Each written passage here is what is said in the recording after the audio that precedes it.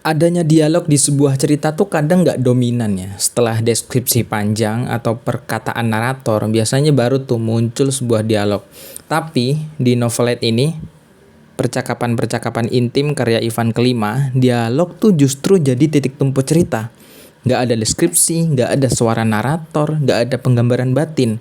Pembaca benar-benar disuruh memahami alur cerita, identifikasi karakter tokoh, sampai ngambil kesimpulan hanya melalui dialog. Nah, sebenarnya buku kayak gini tuh mirip sama film ya, sama-sama nggak ada narator. Dan kalau film pun paling mentok ya ada prolog doang di awal-awal gitu ya. Dan kalau dibandingin sama salah satu budaya kita, wayang, di wayang pun masih ada sosok dalang gitu yang berlagak sebagai narator. Nah, tapi bedanya dengan film, di film tuh kita masih disuguhkan sama citra visual. Jadi meskipun nggak ada narator, ya kita masih tetap bisa ngelihat apa yang terjadi secara kasat mata.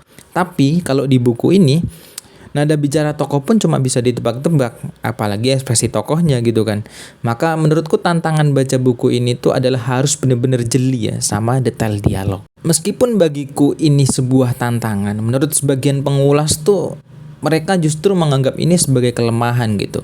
Dan kalau dibandingin sama karya-karya lain yang juga bertumpu pada dialog, kayak salah satunya yang pernah aku baca, karya Gao Xingqiang di buku ini, kalau dibandingin sama karya Gao, Ivan Kelima menurutku lebih sukses ngebuat dialognya jadi lebih alamiah, kayak percakapan sehari-hari gitu.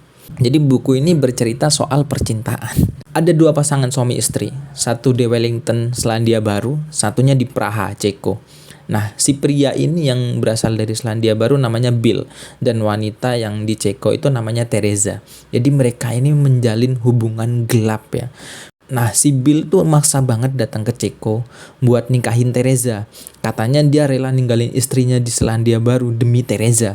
Nah, sementara Teresa sendiri meskipun dia emang gak bahagia sama suaminya, dia sebenarnya gak mau cerai sama suaminya karena emang ada anak-anak. Menurutku kalian baca sendiri lah tentang itu. Nanti kalau kalian udah baca, komen aja ya.